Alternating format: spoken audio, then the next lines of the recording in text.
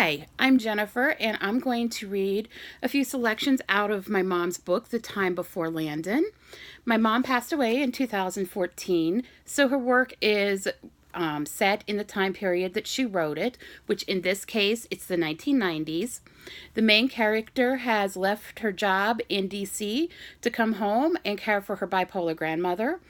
My grandmother was bipolar, so my mom used some of the real experiences with my grandmother and some of her interesting antics that she would get into when she was manic to make the book funny. And my mom also worked at a nursing home, and Katie comes home and gets a job at a nursing home to help pay her student loans.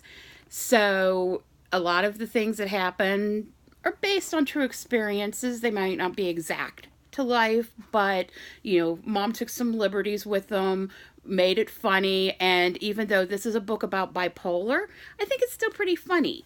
One of the selections that I think is just hilarious is, would you like another hot dog? I asked Granny. No, make it one that's not so overcooked and add onion this time. Did she want another? No. Then she describes how she wants it. I know one of us is not playing with a full deck. So I thought that was funny. And I'm going to read chapter 9. And if there's anything that I do have to explain, I will. But I think it's pretty self-explanatory. Katie Gladfeldy's mother is a meddling mother. Her dad is wonderful dad. She's a daddy's girl, and her mother is trying to set her up in this chapter. Chapter 9, September 19th, 1997. I pull into my parents' driveway in time to see a tall man in a plaid shirt lunge out of Granny's doorway. He loped down the street like a terrified jackrabbit pursued by a rabid coyote. I watched him disappear down the block, amazed at his disjointed gait and burst of speed he had achieved. Mom strode out the door of Granny's house. Who is at Granny's? I inquired. The grocery delivery man. I swear, I don't know how Granny eats all the food she orders. Every day she's ordering something. Mushrooms, hot dogs, soda. She keeps that poor man running. Poor fella probably doesn't know he's being inconvenienced, though. That's the sad part. Why not? I asked. How can he not know, and isn't that his job? I meant his job was delivering, not being inconvenienced. But this is only theory, not fact, but I believe the only business in the country whose major objective was to inconvenience its staff was Idiots Incorporated. That's what she called the place that she left in D.C. Technically, that's his job, but I think the store gave him a position as part of an employment deal for hiring people with disabilities. The poor man's a bit. Mom put her finger to her ear and circled it slowly. He's crazy? I asked with concern. Not crazy. Kind of a simple dolt. Addled, you might say. Like you'd expect a dull fifth grader to be. And at 50, he should know better. At least have some social graces. 50? I rolled this fact over in my mind. Granny's almost 71. Whoa. Mickey's only 50? Mickey? Geraldine spat the word. How did you know his name? I didn't tell you. Yes, you did, Mom, I lied. You said that's Mickey, the grocery guy. Mom looked at me suspiciously. She didn't remember saying his name, and she had a mind like a steel trap, according to her. Strainer was more like it, according to me. 50, she nodded sagely. He has the emotional makeup of a 10-year-old, so I'm told. He lived with his mother in Fenton until 10 years ago. The only other jobs he's ever had is mowing grass and tending the coal furnace at that little Methodist church down at Kramer Hollow. Bought beer for the guys to entice them to go with him to tend the furnace in the empty church. Who did he think was going to get him there? Mom stopped for emphasis and then scoffingly added, God. She savored this tirade for a moment. Remembering my mission, she asked, did you take the job? Funny, she said take. She never considered that it would first have to be offered. I nodded. For a moment, I had forgotten M&D and the money-grubbing Naomi. That's great, Snookums. Aren't you glad you're home? Everything's falling into place. Yeah, like a meteor into a crowded amphitheater.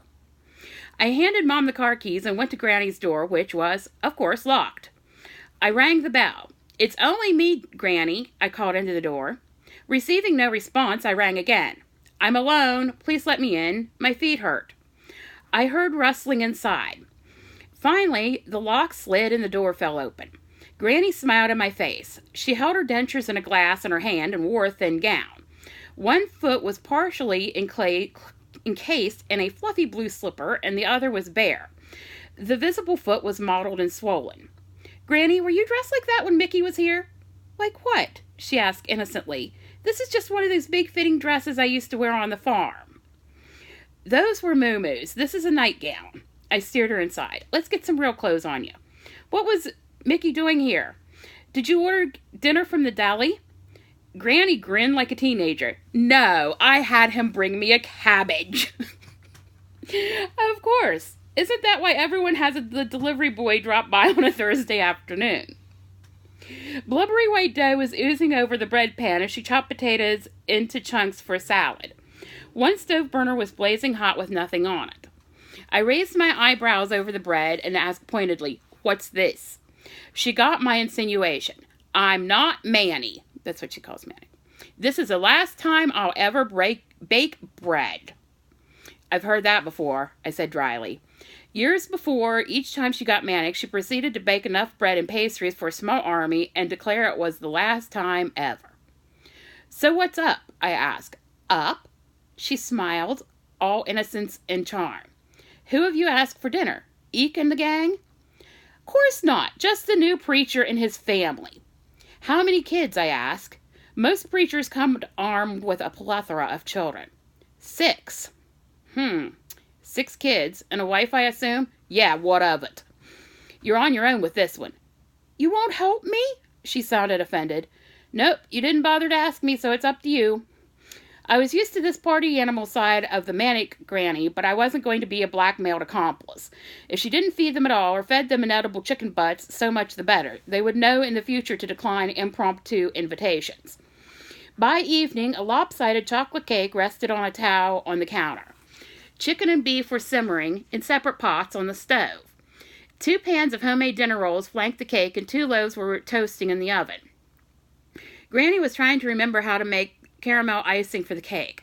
She had exhausted herself and was barely able to stand. She studied the recipe, found the ingredient, read the recipe, measured the ingredient, checked the recipe, poured the ingredient.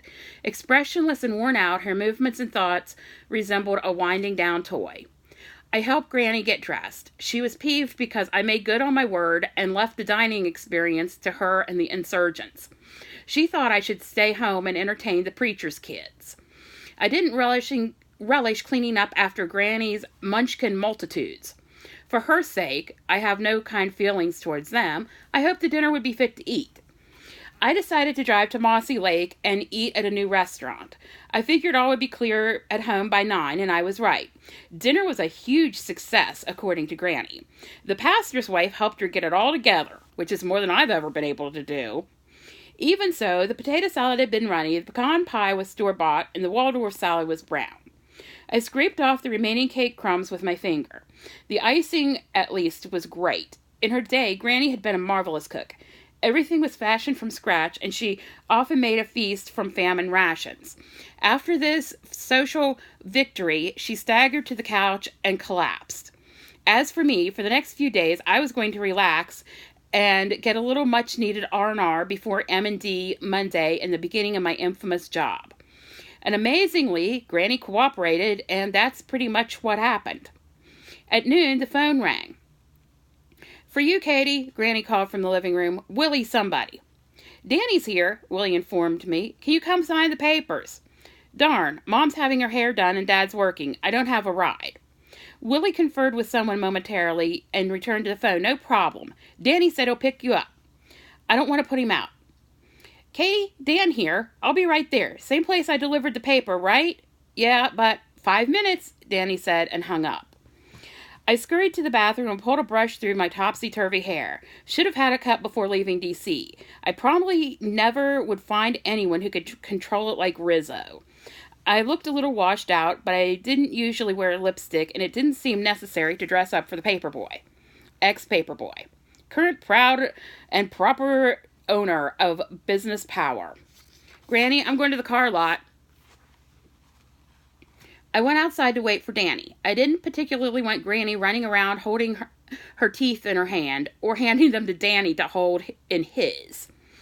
Almost immediately, a black Lexus pulled up to the curb. I leaned down and saw the telltale red hair of Danny Fike, only slightly subdued by a smidgen of gray at the temples. I opened the door before he could get out and deposited myself on the rich, soft leather. Hi, nice car. Yeah, thanks. Ranks great for safety and reliability. The resale value is top notch. The payments are enormous. He said this with more pride than complaint. Big payments, I said. That's what I'm trying to avoid. Your old Dodge should do the trick of taking me out to M&D. You're a doctor? Nurse? Neither. I'm an idiot. Well, officially an ex-idiot. Unsmiling, he looked at me as if calculating the validity of this statement. And receptionist. I thought you graduated from Vanderbilt and got a hot-shot job in the city. Part right, graduated Vandy, went to the city, didn't do quite so well there. Oh? Decent job, lots of numbers. I hated it. I like words better. They make more sense when you string them together. Anyway, when Tyler Incorporated, downsized, I was expendable. Granny needed a caretaker, and I needed a place to settle. So here I am, back in Cross Creek, with a journalism degree, a 91 Dodge, and a dubious job. Thought you wanted to be a doctor. Vet. Animals are usually more congenial than humans. Numbers got in the way of being a vet, too. Amazing what computations you have to learn to be a dog doctor. How about you? Like what you do? Danny became animated. Love what I do. I have authority and power. I make decisions that change people's lives.